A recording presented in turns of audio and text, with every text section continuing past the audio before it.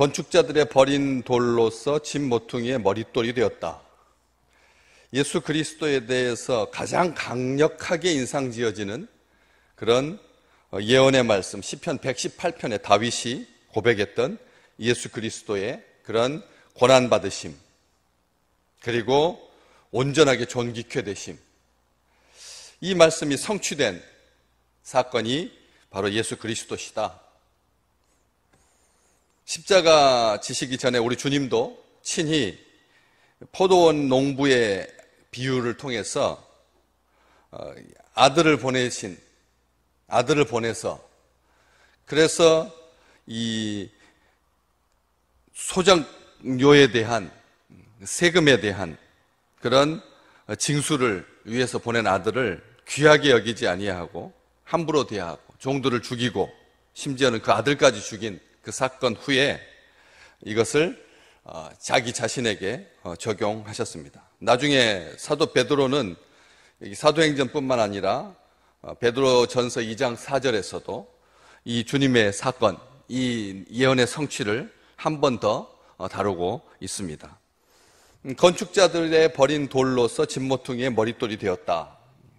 건축자들이 버린 돌, 이 버렸다라고 하는 이 돌, 이 버린이라고 하는 이 말은 유대인들에게는 버린 바 되었고 또 이방인들에게는 환영된 바 된, 모퉁이 돌이 된 이 사건, 구원의 양면성입니다. 영접하고 예수 그리스도를 믿는 자들에게는 전폭적인 영접이고 환영입니다. 그러나 예수 그리스도를 배척하고 미워하는 자의 버린 자들에게 이것은 예수 그리스도에 대한 박해로, 핍박으로 이어지게 되는 것이죠. 그래서 이 버렸다라고 하는 말은 단순하게 물건을 버리고 다시 줍고 하는 그런 개념이 아닙니다. 특별히 종교적인 차원에서 메시아적인 종말론적인 시각에서 바라봤을 때 이 버리다라고 하는, 우리 주님께서 자기 목숨을 버려 우리의 구원을 이루셨던 것처럼 이 버린다라고 하는 말은 그냥 세속적인 용어가 아니라는 것이죠. 배척하고 거부하다, 신앙과 관련되어 있고 믿음과 관련되어 있습니다. 그리고 소용없다고 선언하다 라고 하는, 더 적극적으로 단순하게 신앙을 가질 것이냐 말 것이냐로 끝나는 것이 아니라 소용없다고 선언하는, 온 세상에게 공포하는, 주로 믿지 않는 자들이 세상 사람, 나에게는 하나님이 필요 없다, 나는 나 자신을 믿는다, 이렇게 과시하는, 선언하는 그런 의미를 가지게 된다라고 하는 것이죠. 건축자들이 사용하기 위해서 건축 재료로서 가장 주재료죠.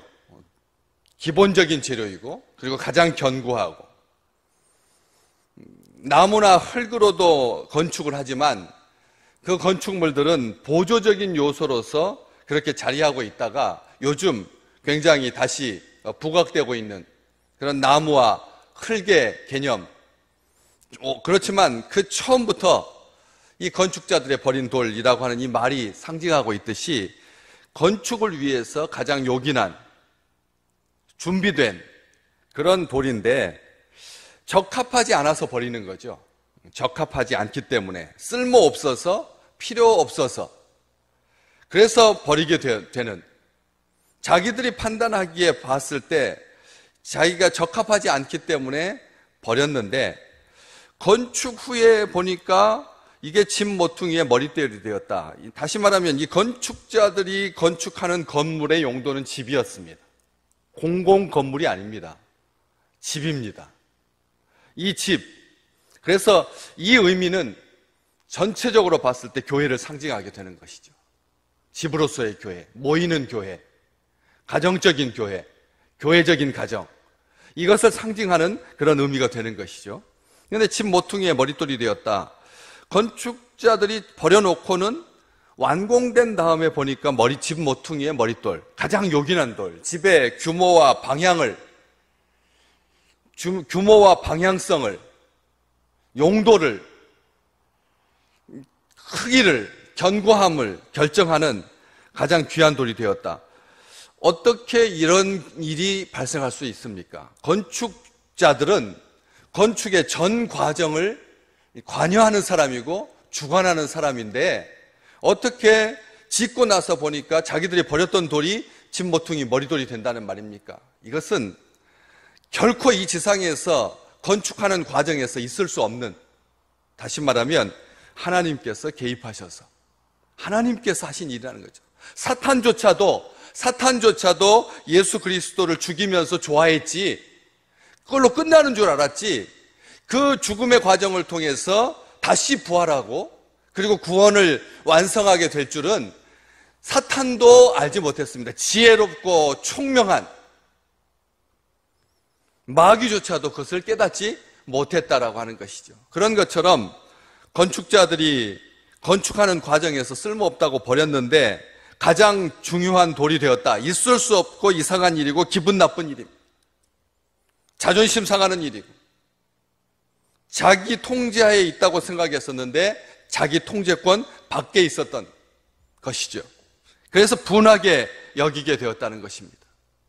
이 속에는 많은 의미를 담고 있는 것이죠.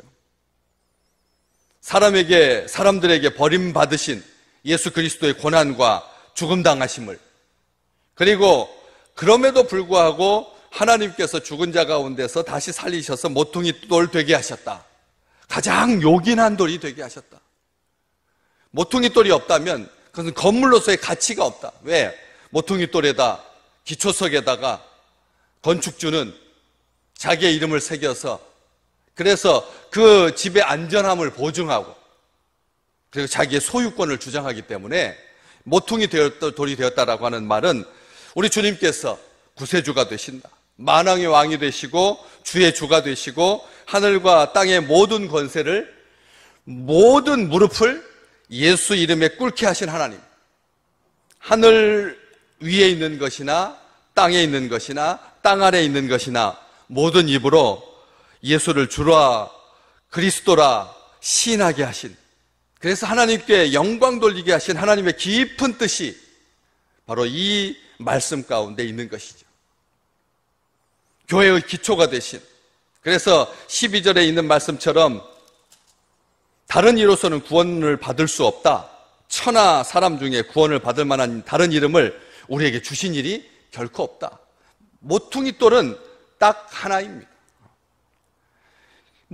집 모퉁이의 머릿돌은 하나입니다. 머릿돌이 둘일 수 없습니다. 오직 유일하신 구세주로서 예수 그리스도의 이름을 우리에게 주셨다. 그렇기 때문에 부딪히지 마라. 베드로는 자기의 첫 번째 편지에서 사람들에게 버림받았지만 하나님께는 택하심을 입은 거룩한 산돌이신 예수께 나아가야 된다. 예수께 나아가야 된다. 예수께 부딪히지 말라. 예수를 거부하지 마라. 그럼 깨지고 죽는다. 소멸되고 만다. 분명하게 말하고 있는 것입니다. 앞쪽 사도행전 2장 36절에도 그런즉 이스라엘 온 집은 확실히 알지니 너희가 십자가에 못 박은 이 예수를 하나님께서 주와 그리스도가 되게 하셨다 하셨습니다. 오늘 우리는 주 안에서 연결된 성전이며 교회입니다. 우리가 이렇게 온라인으로 자기 가정에서, 자기 처소에서 교회를 이루어서 한 주간 동안 가을에는 기도하게 하소서라고 모일 수 있게 하신 분은 예수 그리스도이십니다. 우리는 이것을 감사합니다. 우리는 우리 주님 안에서 완성되었습니다. 주님 안에서 지어져 가느니라 궁극적으로 완성될 것입니다. 우리는 한 성전입니다. 한 하나님의 집입니다. 이 집 안에서 오직 예수 그리스도로 인하여서 우리의 모든 소유권이, 우리의 모든 통치권이 우리 주님 아래에 있다라고 하는 것을 믿습니다. 오늘 우리 믿음의 백성들에게 심령을 새롭게 하시는 하나님의 약속이 오늘 이 말씀 가운데 평생토록 확정되고 확정되어서 만인 앞에 우리 주님께서 우리의 머릿돌이 되신다라고 하는, 우리의 머리가 되신다라고 하는, 우리 주님의 머리로 우리는 유기체적으로 하나가 되어서 한 방향으로 열방을 향하여서 나아가는, 그래서 하나님의 약속이 성취되고 하나님의 기쁨과 감사가 넘치는 믿음의 귀한 백성들 되시기를 주의 이름으로 축복합니다.